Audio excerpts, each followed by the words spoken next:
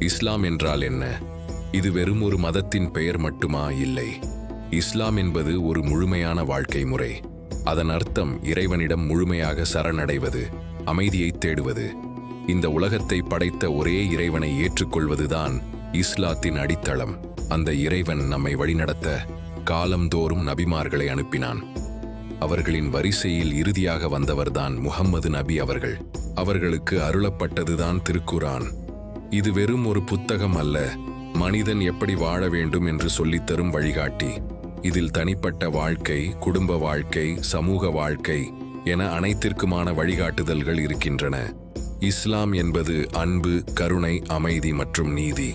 பிறருக்கு உதவுவதையும், உண்மையை பேசுவதையும், பெற்றோரை மதிப்பதையும் இஸ்லாம் வலியுறுத்துகிறது.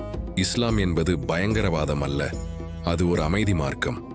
இதை இன்னும் ஆழமாக தெரிந்து கொள்ள தொடர்ந்து எங்களுடன் இணைந்திருங்கள். நன்றி.